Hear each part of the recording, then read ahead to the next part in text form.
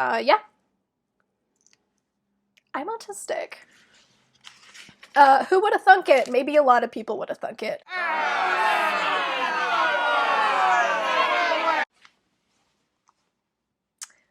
Hey, so we're feeling pretty 2010 today because I'm using my photo booth camera. I was gonna use my phone to record because it has like a decent camera, but like I couldn't figure out how to tap the fucking microphone. So we're just gonna do this here is we're gonna sacrifice a little bit of visual quality for some supposed auditory quality, so we'll see how it goes. My name's Erin. I am 25, and recently I was diagnosed with autism. I know there's a lot of, I guess, semantics with that. Some people are really adamant about saying, I am autistic. It's not I have autism, it is I am autistic. For right now, I'm comfortable with just saying I'm on the spectrum. I don't really know. I mean, I have a lot of other issues, like I have bipolar. I don't really say I am bipolar, maybe because that has like negative connotations through like the media and shit, and that's like not my fault. So I just say I have bipolar, you know? But yeah, I was recently diagnosed within the past couple of months. I don't know if I really have to say this, but I am not an expert. I'm just a dummy living in her weird apartment. But these are just my experiences. And if it's something that interests you or maybe like you relate, something to think about, you know? It's not, I can't diagnose, you know? Like it's just something to chew on for a little bit. Basically, the reason why I sought the autism diagnosis, like last summer, I was diagnosed with ADHD. I took all the weird tests that on the computer and everything. With that, I had heard that autism and ADHD overlap a lot, and I had never really considered autism as a diagnosis for me, maybe because I just had different associations with like what it is or what it means, maybe because of media, maybe because diagnosis is usually based on research that's done on like little white boys. So maybe that's why like I had never really associated it with myself. But once I started looking into it, I was kind of like, I think that this is me. And that was kind of weird to grapple with, I guess, in like an identity way. Yeah, basically I started watching like YouTubers who are women with the autism diagnosis. A lot of them who have more later diagnosis like me, women who are in their 30s, their 40s. And I'll definitely put some of these people down below, just in case you're curious, you can look at them. But yeah, along with that, I started looking at websites and kind of looking at I don't even know if you would call it symptoms. Yeah, I guess symptoms of autism specifically in women, and I related to a lot of them. So I suppose I can read some right now. But the one that I was looking at a lot was the Psychology Today post, and it's called 10 Key Signs of Autism in Women. And it says, male and female autism share some similarities, but overall women with autism tend to present differently than men. Symptoms that may present differently in women include social difficulties, emotional regulation issues, and the nature of intense interest. Understanding that autism can manifest differently in women and seeking accurate diagnosis may lead to better quality of life. And Lord knows, I would like that.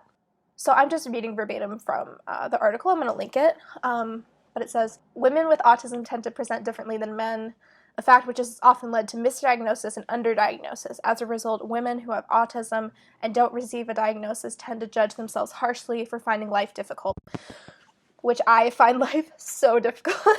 It's something that I've always kind of struggled with. I'm always like, how come everybody gets it so easy? And I don't like understand, like everybody seems to just go through life with ease, and I know that that's not true, but that's what I perceive. And even just like doing the bare minimum is like so hard for me. So anyway, back to the article. It says, what's more, mental health issues are common with women and autism. So the first one, it says social difficulties. One of the main reasons women begin to wonder whether they have autism is a lifetime of social difficulties. Autism spectrum disorder is a developmental disorder, which means that people are born with autism, although it may not be obvious until later in life. This is huge for me because I've always struggled like with people. I don't know. Something that's common with women with autism is they're bullied a lot. I was bullied a lot as a kid.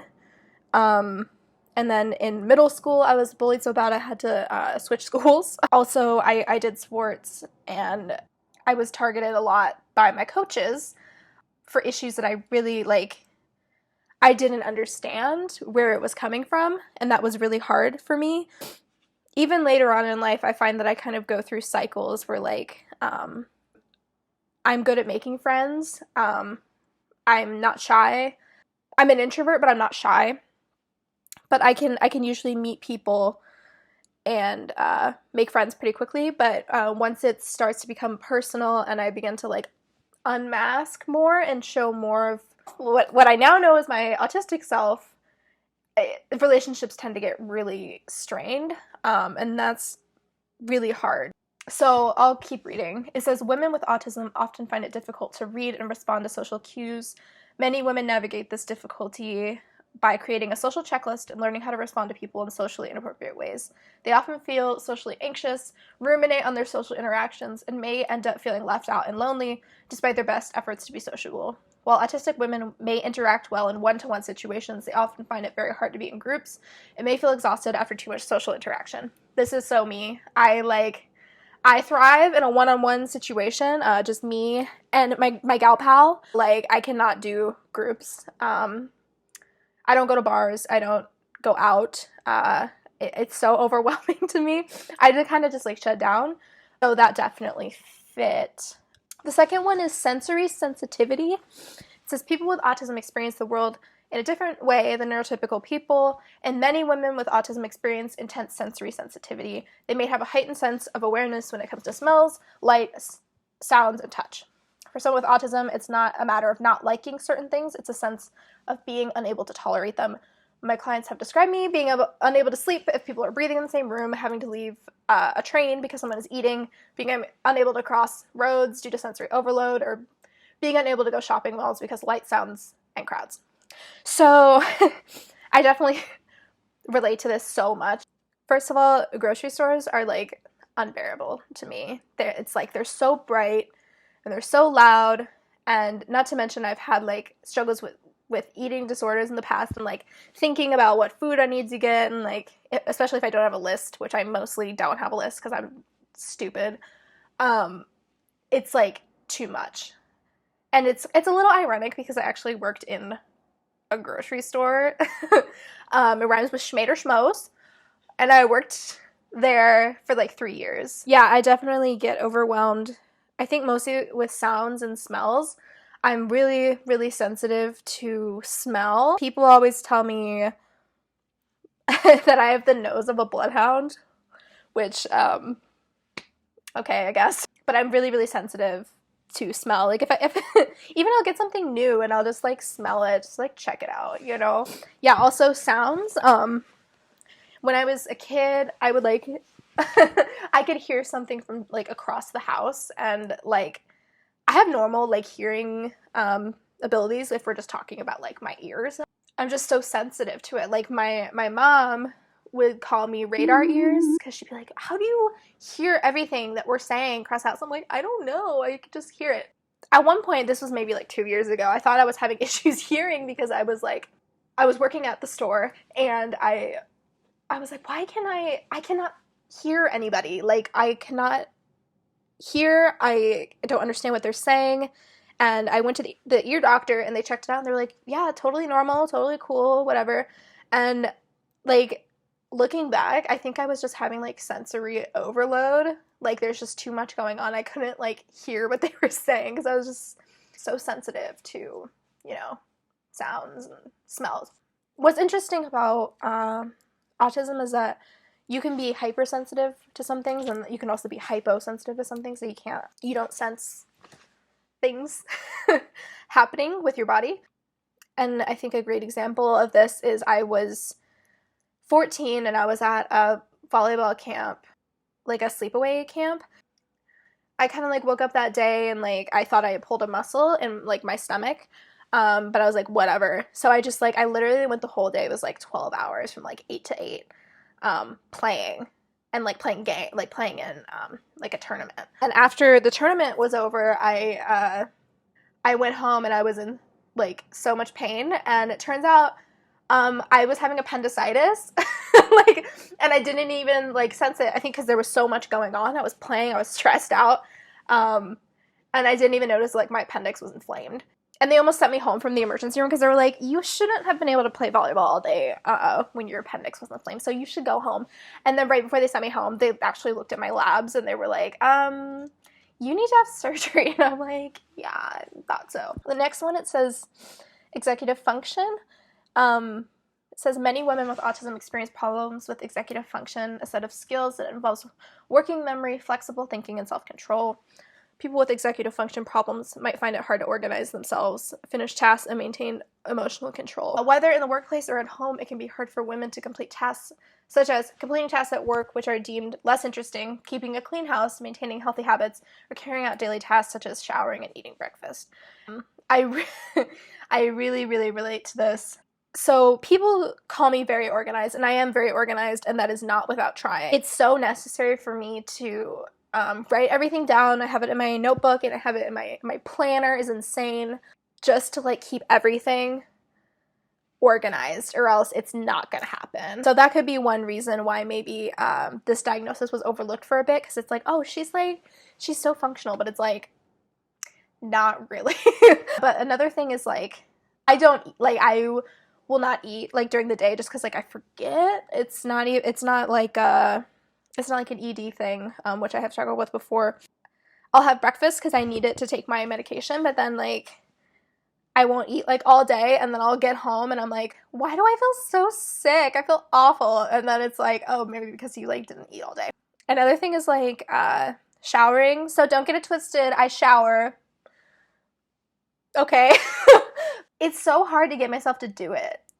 Like, it'll be like a song and dance of me like flitting around the apartment for like 2 hours in various states of undress, because I just like, I'm like, oh, I need to take a shower, but like I can't, it's like, why not?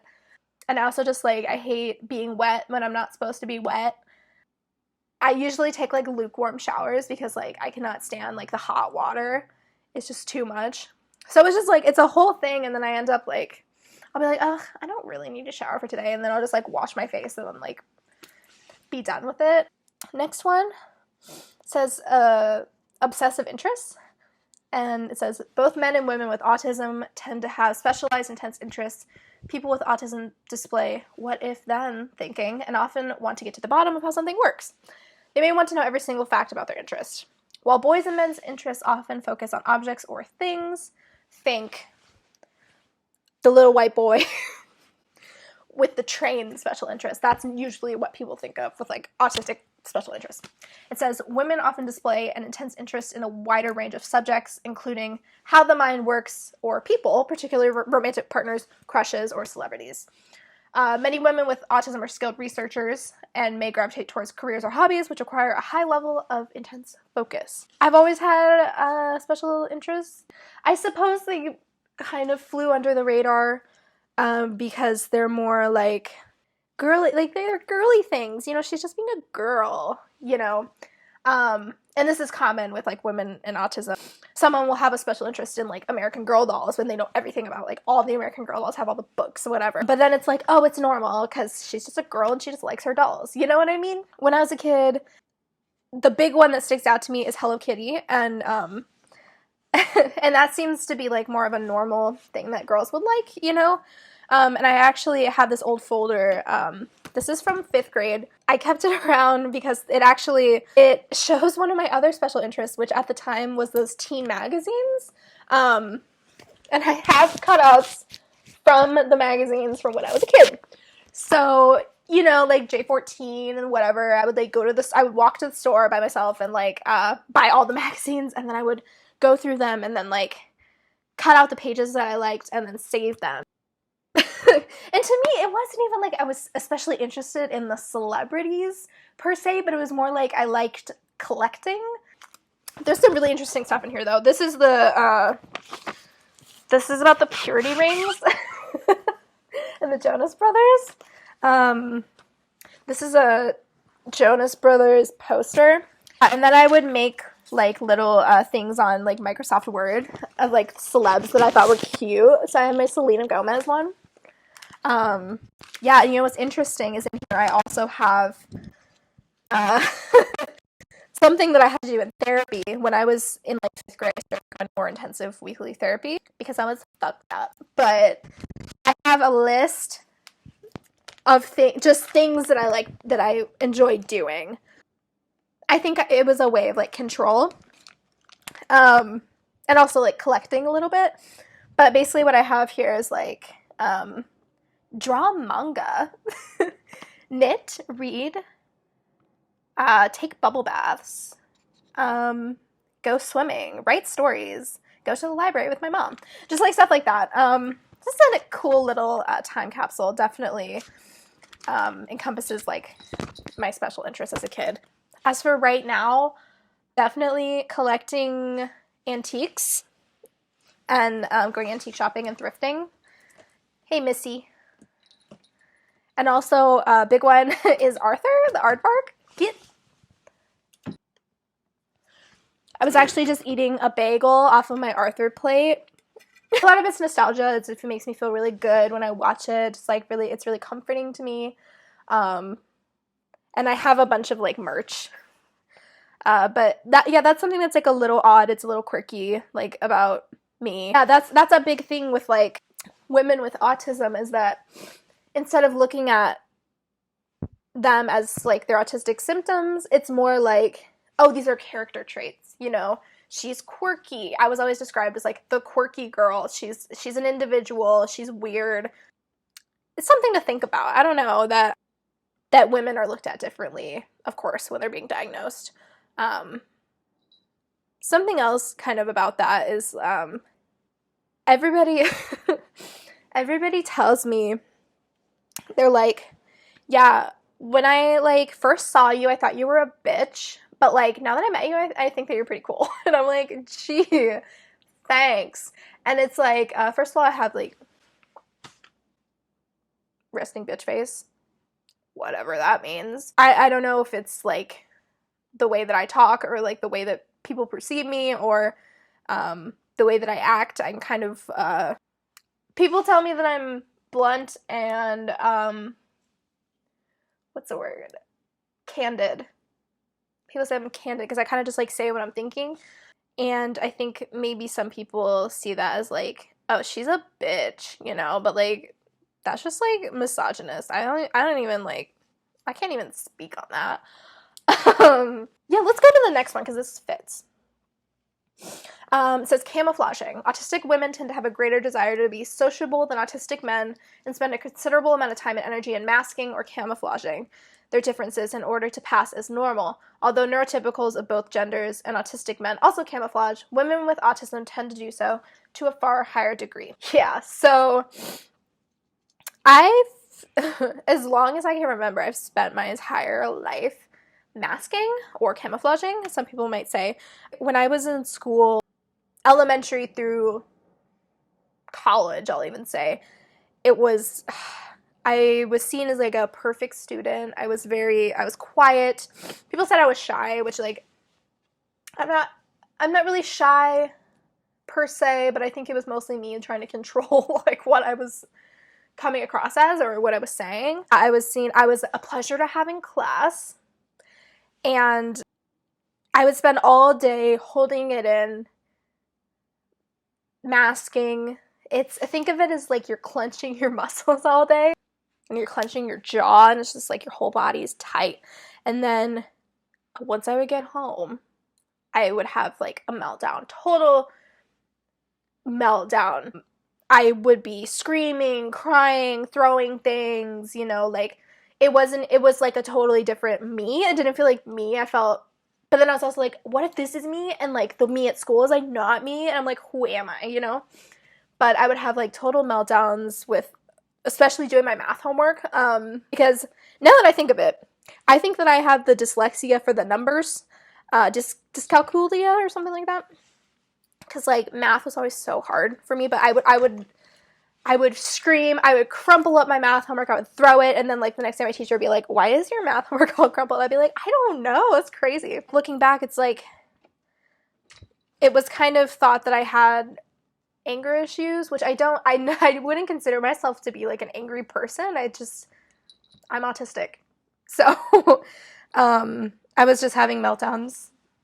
You know, I actually have this this book. I just checked it out from the public library. Support your public libraries. And it's called Camouflage. It's a graphic novel, actually, and I usually don't fuck with graphic novels. It's about the hidden lives of autistic women, and it's these really clear graphic images of what it means to be a woman with autism. I've just like flipped through it. I haven't read it front to back yet.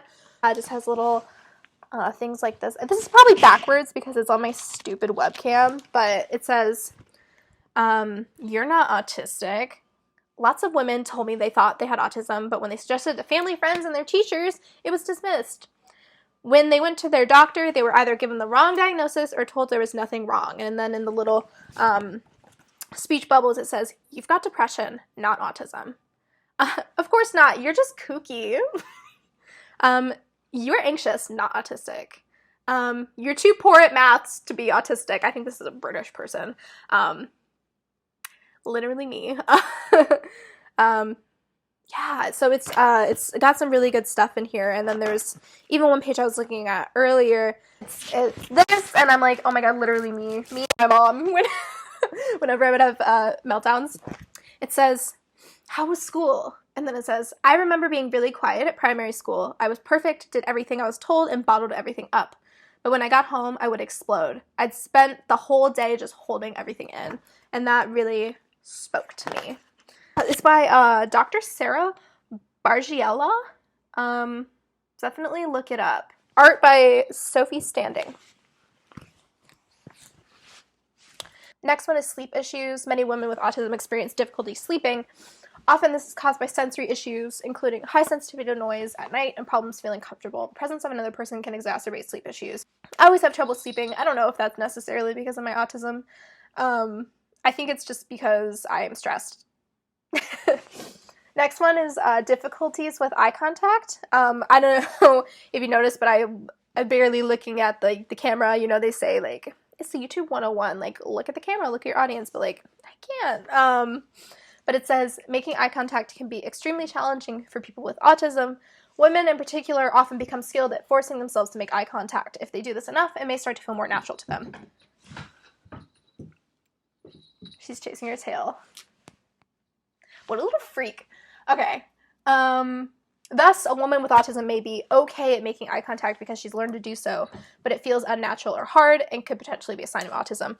This is something that I didn't pick up on until very recently. I was like, well, I'm pretty good at eye contact. Like, that's probably not a thing for me. But I realized that when I'm talking to people or looking at people, I'm saying in my head, okay, look at their eyes, look at both eyes, make sure you look at both eyes. And then I'll say in my head to myself, okay, that was good. You made really good eye contact this time. Which is like, that's apparently not how it works. Apparently people just naturally make eye contact, which is like fucked up to me. I didn't even pick up on it until very, very recently. And now I'm just like, oh my god, this is like horrible. Like, I hate doing this, you know? And I thought everybody hated doing it. But I guess that's not true. Okay, next one says emotional regulation issues and meltdowns. We kind of talked about that. Women with autism often have problems with emotional regulation. Research has shown that there's a poor connection between the frontal cortex and the amygdala in people with autism. I don't know what that necessarily means, but put simply, the amygdala can be thought of as an emotion center in our brain, as it's part of our limbic system and our mammalian brain. The frontal cortex can be thought of as our thinking brain, the more rational part of our brain, which makes judgments. Mine must be like this big. Says, because of the poor connection between the two areas, women with autism may find it hard to rationalize situations and stay in control. Yeah. Many describe having meltdowns, extreme emotional reactions to situations that might result in losing their temper, crying, or going into shutdown mode. I've had this a lot, not even just as a kid. Had a meltdown last week. It's hard to talk about, like, having meltdowns as an adult, because, like, in the back of my mind, I'm like, wow, I'm like, how am I 25 years old and I'm having a meltdown? What's wrong with me? I'm a child, you know, like, whatever.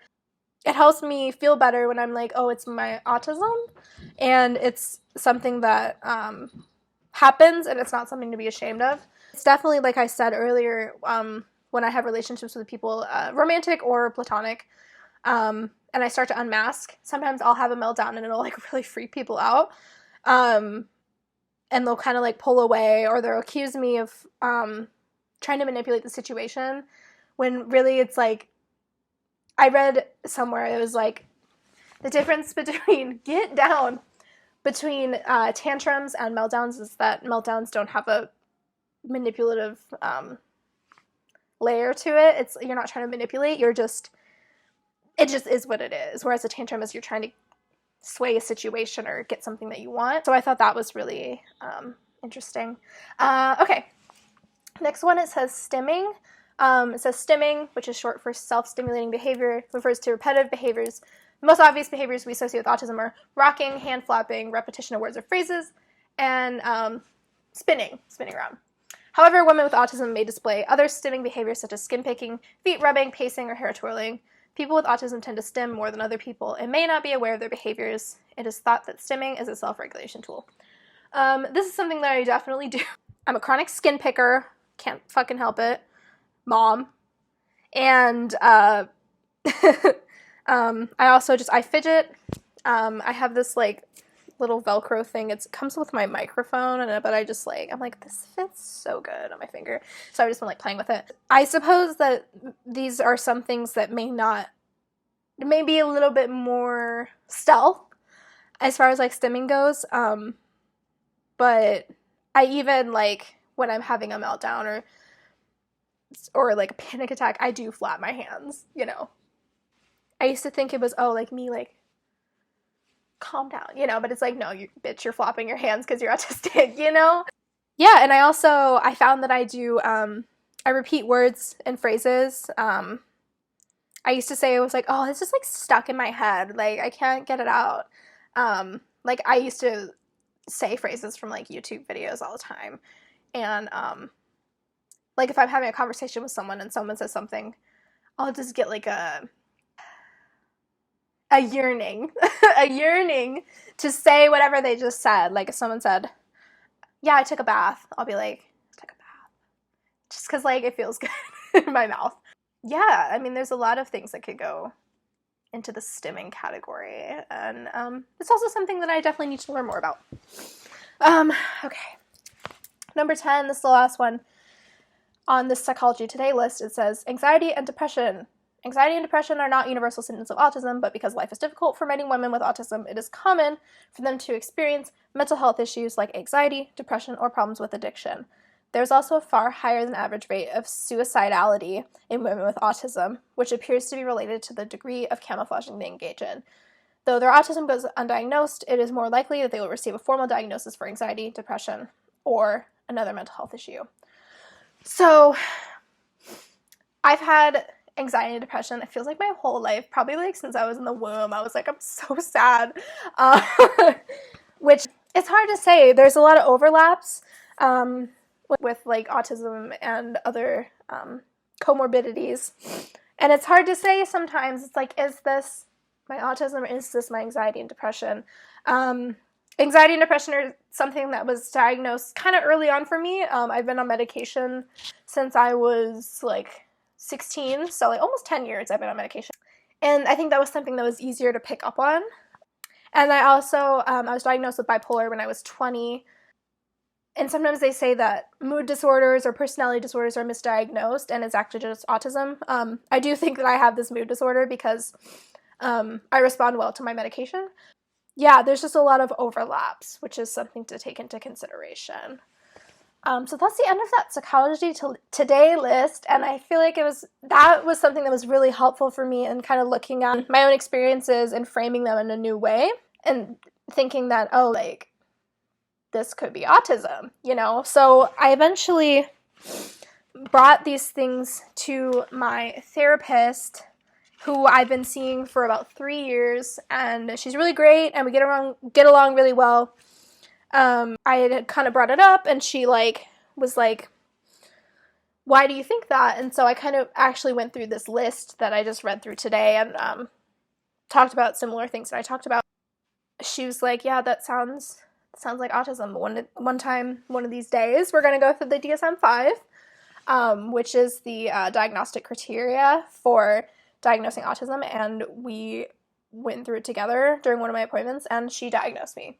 So that was basically it, you know. I didn't go through the more intense diagnostic process. The way that my therapist described it was, unless I feel like I need, like, state help specifically pertaining to autism, such as, like, if I wanted to go on disability, like, for my autism, I would have to have this, like, more intense diagnosis. But for my reasons, which I said I just wanted to understand myself better, and learn how to talk about myself better, she said it's okay, like, this diagnosis is the right fit.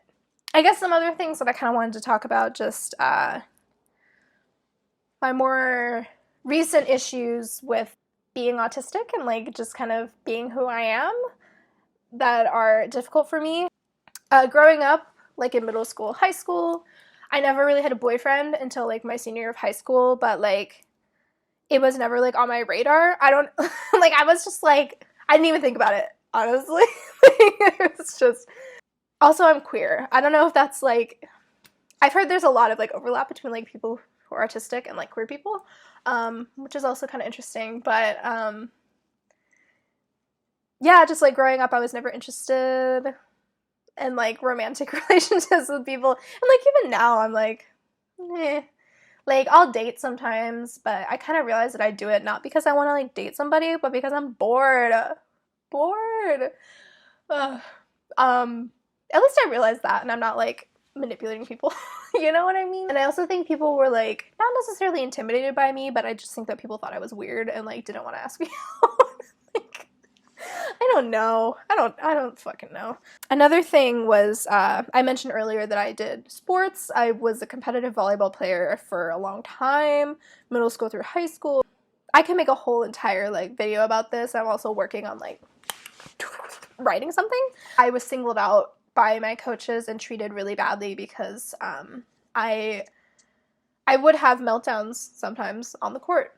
And I realize now that it was, like, that's what it was, you know, like, it was too much happening, too much stress, too much pressure, and I would just start, like, crying, you know, and it was really embarrassing. Like, it was hard for me to rationalize. I was like, why am I doing this, you know, like, it's, like, you know, and it was a really hard time for me, and I was singled out by the leader of the club, who ran the volleyball club that I played for years. And basically saying, like, you need to get it together, like, it's not a good look, you know, for the team, and, like, we're worried you don't get along with the girls, which was never the case. I always got along very well with the girls that I played with, and even now I still keep in contact with, like, a lot of them. That was, like, 10 years ago, you know? So it's, like, that wasn't an issue, but they always saw it differently. Like, I guess it was the optics of the whole thing, like, can't have this autistic girl. Of course, I didn't know I was autistic then. And it's really interesting, you know, this same guy who ran the club that I played for, they actually did a newspaper article, like, I think it was within the past couple of years, about, God, I'm like, this is so complicated because I'm salty about this, but I'm happy that this is the case, but I'm also, like, mad. But basically the article was about an autistic player that they have on their team, and how they worked so hard not to overstimulate her and to, like, make the environment, like, conducive for an autistic girl to, like, be playing, which is great, you know what I mean? But, like, I'm upset. Like, I didn't get that, and I was, like, singled out. I was black sheep in the situation, and it was, like, not fair.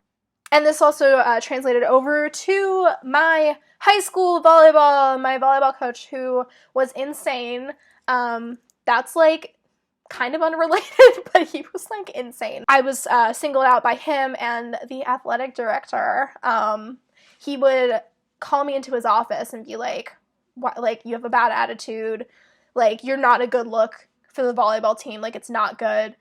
And I'm just like, I don't understand what I'm doing, you know? Like, I guess because I wasn't like smiley enough, and like I would get upset. I would melt down, but I would never take it out on like my teammates. And I know that like this is probably something difficult for people to handle if they don't understand what's going on. But you know, they didn't handle it the right way, and eventually I quit and I started doing theater. So what's up with the traumatized athlete to theater pipeline? Who knows? I think I've kind of talked myself out.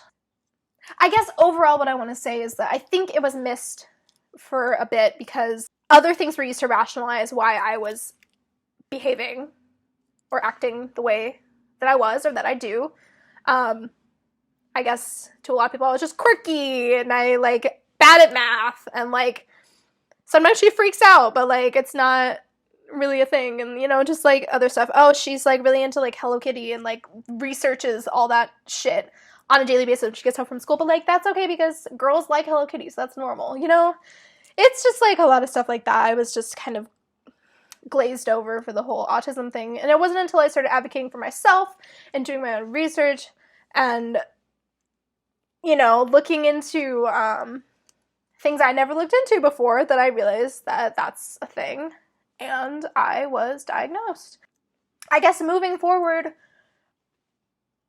I really just wanted to look into this and get this diagnosis so I could have a new lens through which I could view my life and start forgiving myself for things that I'm ashamed of, or things that, you know, aspects of me that are, I guess, not desirable, and some that are desirable. You know, I think there's some good things with being autistic. I think I'm definitely an individual. I don't really give a F about what people think about me, which is like kind of special, I think.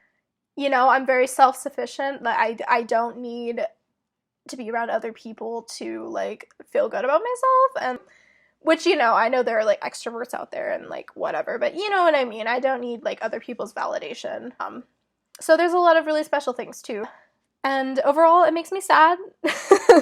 It makes me sad that it took kind of a long time to get this diagnosis.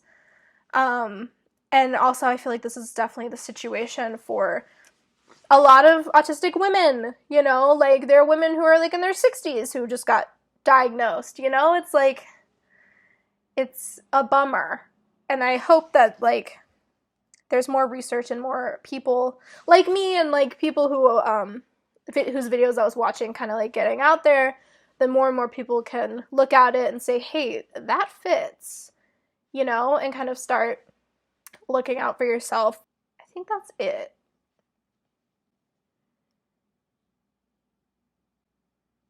Yeah, that's it.